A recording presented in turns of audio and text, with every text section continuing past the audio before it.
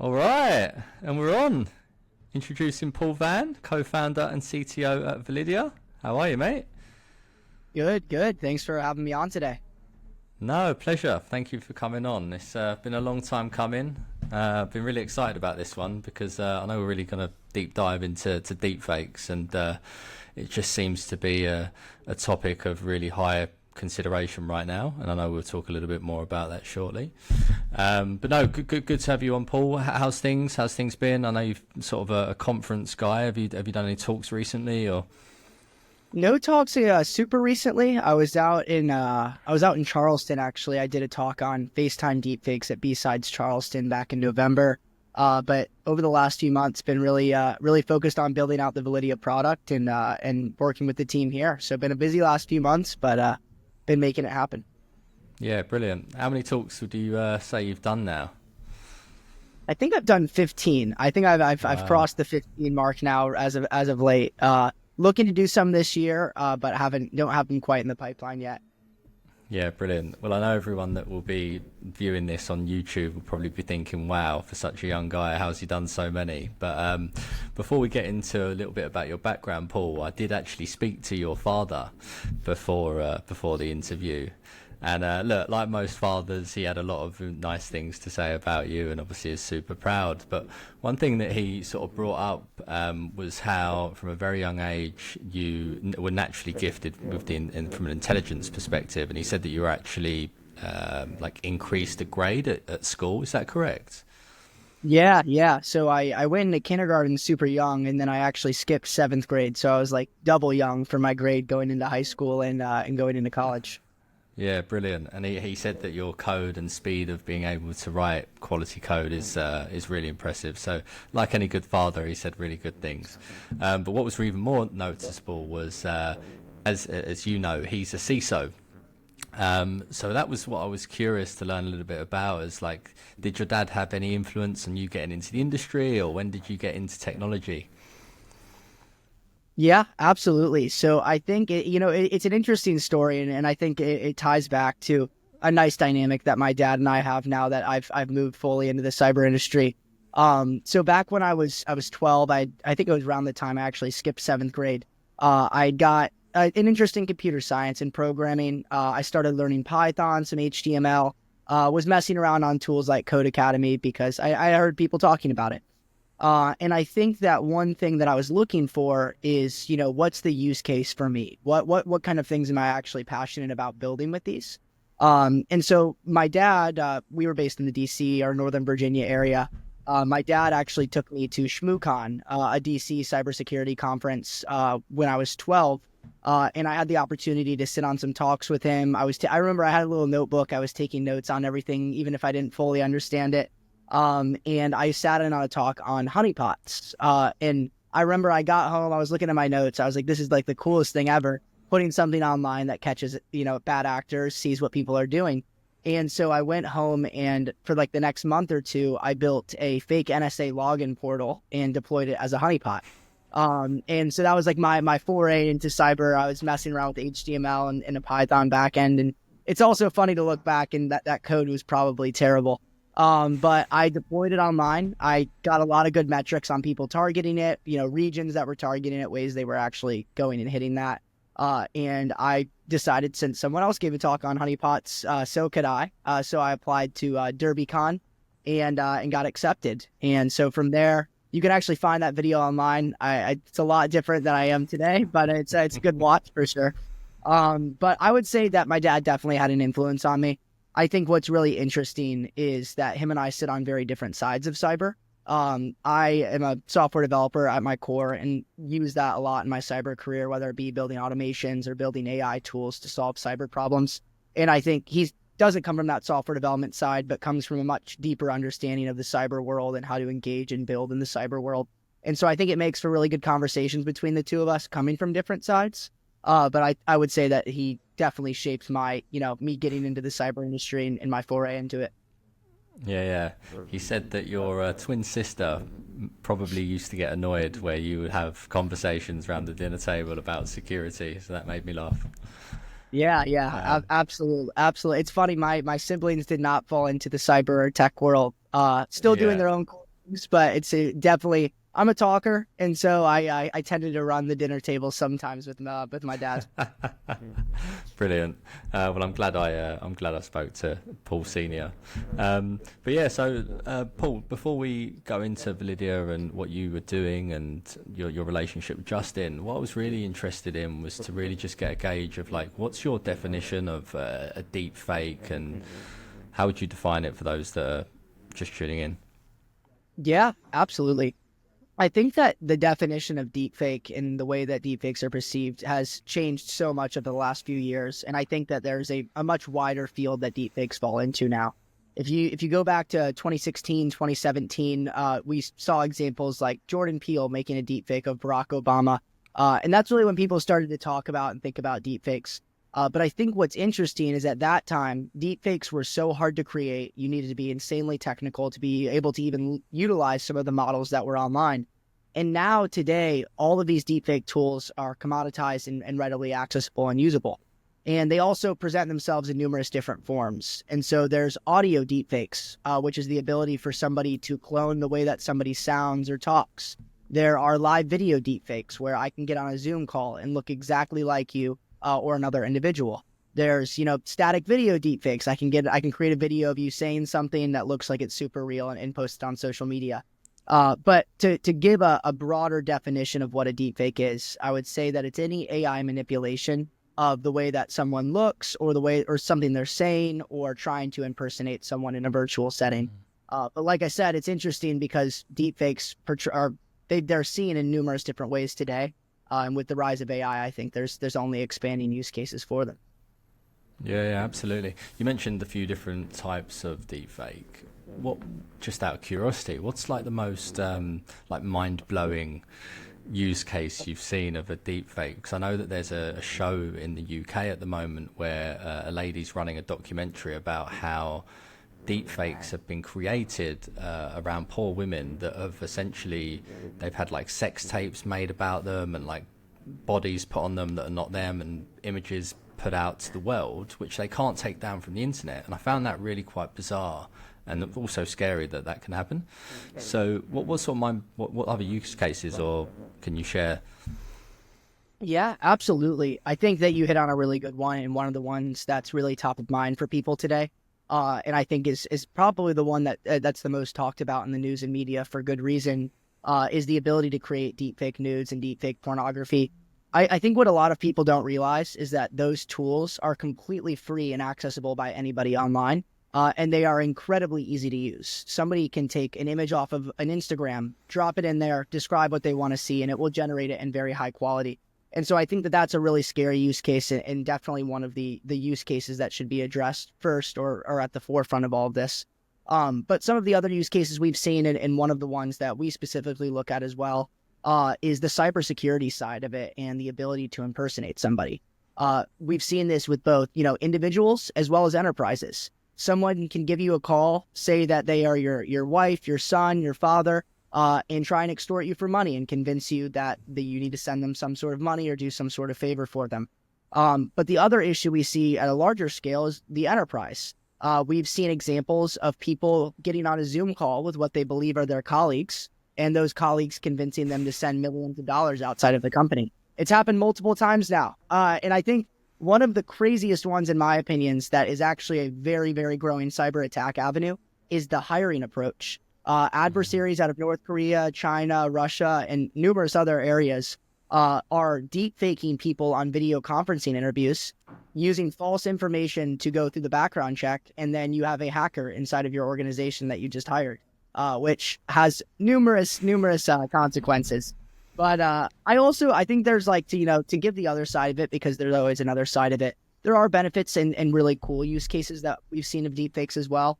In the APAC region, we've actually seen some news agencies using deepfake news anchors. So people who are not actually there. And what it does is it saves time, it saves money, it makes it so they can run news 24/7 without actually needing to have a physical person there. So I think that's a pretty cool use case. But there's definitely other and negative ones. Yeah. You mentioned just earlier as well about AI. How is AI having an influence or accelerating the use or the deepfake industry? Yeah. I think right now and we see this every day in the news and in the business world, that there is this really, really big push for generative AI for productivity in the enterprise. And I think that there's a lot of good to come from that. You know, a lot of these video conferencing deepfakes and a lot of the deepfake tools that exist are actually being built with productivity in mind. So, for example, there's companies that are building out, agents that will join Zoom calls for you, saving you time. They'll take notes for you. They'll respond for you. And that's a really productive thing. There's great value in that. There's also ones that I've actually seen an example. You can be like skiing down a slope and actually it'll look like you're sitting at your desk, but you can be talking on your phone and outside and whatever. And so there are productivity gains. But I think that is what's causing the problem. Is for one, so much money is being dumped into tools that have a negative use case that aren't being addressed. And the other problem that I think is happening is people are becoming so familiar with AI content in the workplace that when they see a deep fake in a negative use case, that it doesn't click as abnormal for them. And I think a great side example to that is with ChatGPT and LLMs.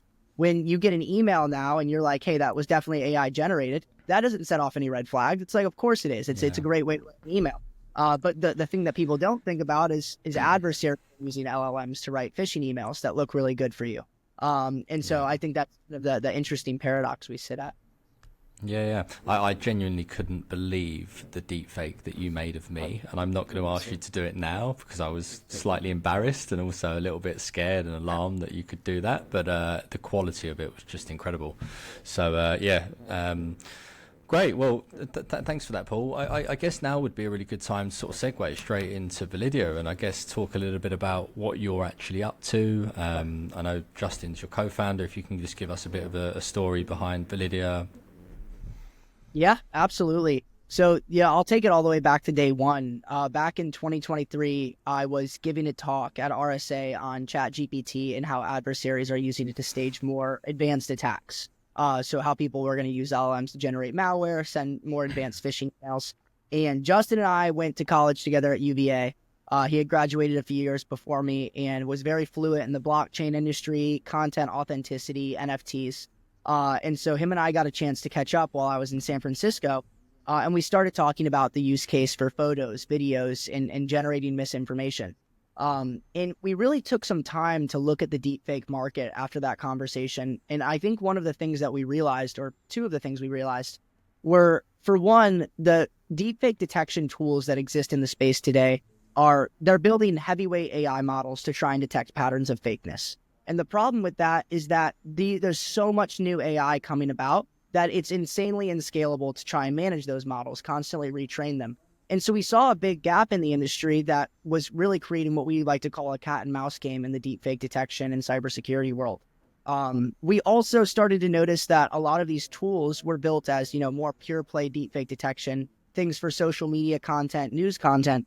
But really the significant problem that people are concerned about is, how do I know that someone's getting on a Zoom with me and is actually that real person? And so we started Validia in November of 2023. What we offer at Validia is live identity authentication and deepfake detection inside of video conferencing platforms, any virtual setting, phone calls as well. What that means is when you get on a Zoom, a Microsoft Teams, or you get on a phone call with someone, that you can accurately and very quickly authenticate the authenticity of that individual and know that the person that you're talking to is who you intend to be talking to. And again, this is meant to solve some of the problems that we've seen with internal employees being social engineered, vendors or adversaries reaching out as a vendor and trying to get information through a vendor pipeline. And we definitely see this as a rising issue. And I think to double click on, the inscalability problem, I think the way that we are going about addressing that is by really focusing on identity first. Instead of trying to build a heavyweight AI model to try and look for just aspects of fake, we are building very fine-tuned and highly tailored identity modules to look for differences between real and fake, which we believe over time will serve a much more scalable use case when solving this problem. Yeah. How quickly can you tell, or how quickly can the product tell if it is an impersonation or a deepfake? In around, I'd say 80 to 90% of video conferencing scenarios or video conferencing participants, we're looking at around 10 to 20 seconds that we can authenticate somebody. again, the interesting thing about Zoom and video conferencing things today, though, is that they've now added so many AI effects and AI backgrounds that they're inherently making everyone who's trying to solve this problem's job harder.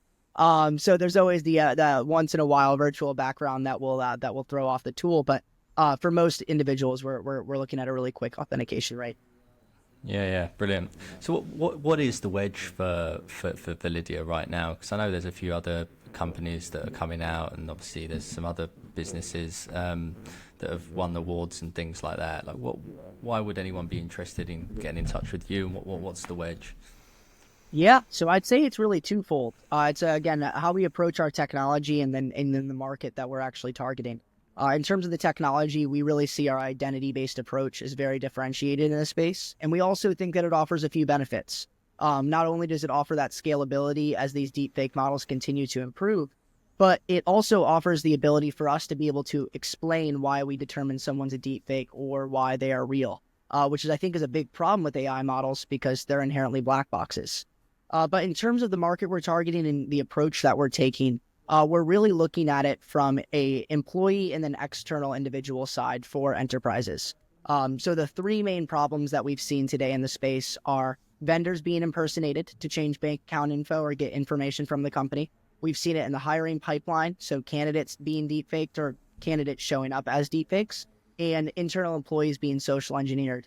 And I think while those use cases are all pretty niche, they're all three problems today that we're seeing enterprises face and looking for a direct solution for. Brilliant. It really is a business problem, isn't it? Not just security. Like, it's just incredible. In terms of like trends from a deepfake perspective, you mentioned like 2016, like how it's changed. Like, what trends have you been seeing recently within the space? For one, I mean, just like to hit on a very general trend, we've seen much more rampant development in the space. And again, we're seeing this paradox of positive versus negative use cases. And I think that there's a big focus on the positive side, which again, it makes sense. But I think that there's a lot that needs to be looked into and considered on what the negative sides that are being created. So on that note, we're seeing, again, numerous tools being released pretty much every month. We're seeing tools that exist get way better, get much more funding. And so we only anticipate this ramp up of deepfakes to expand. We're also starting to see adversaries really starting to use this as a viable attack mechanism. I think last year, it was back in February or March, was really like the first major incident that was talked about of a video conferencing deepfake. And that was with Arup, the organization based out of Hong Kong, wiring $25 million outside of the company. And I think even ourselves at the time, we were like, it was the first incident. We were like, this is going to be a huge attack avenue. And I think for 6-7 months, it popped up here and there. It started being used a little bit, but with not much success. But I think that over the last few months, as adversaries have started to learn how to use these tools, as they've evolved and gotten better, that they are fully ramping up and using these. And a good example I actually have on that is there was a repository that was actually leaked from a hacker group based out of, I believe it was North Korea, that was just left public. And it is a GitHub repo with full instructions on how to deepfake during an interview, deepfake the KYC process, swap your face on a photo ID. And it was built for people to be able to learn how to do this and then use it in an attack avenue. So people are working on it. The attack is not only here, it's also only going to ramp up. And we definitely see protecting yourself now as very important. Is there any regulation that you think is there any regulation incoming, or is there any talks of any what safeguarding is there? So it's unfortunate. And I actually have a good quote. The way I like to talk about regulation, especially in the AI space, is this technology is moving forward at an exponential rate. Our ability to understand it is moving forward at a linear rate, and our ability to regulate it is inching forward extremely slowly. And I think that really is the case. When you have a technology that's moving as quickly as well funded as it is, it's really, really hard to anticipate changes in the ways that the technology is going to be used, making it very hard to regulate. In terms of what we have seen in the space, really the only regulation that we've seen pop up directly, at least here in the States, is more focused on deepfake pornography. I think the most extensive that we've seen, and again, like this is from probably like back in November or October, is there are charges if there is deepfake pornography created and released of somebody. But that's really all there is today. And I think that in the video conferencing world, in the video conferencing use case, I do see maybe it falling under copyright or impersonation law at some point. But again, it's so rapidly improving. It's very new. It's really hard to push regulation on something like that. So I hope there will be. I also think it'll be difficult to legislate, difficult to legislate or enforce. But nothing as of today aside from that, the deepfake pornography side. No, okay.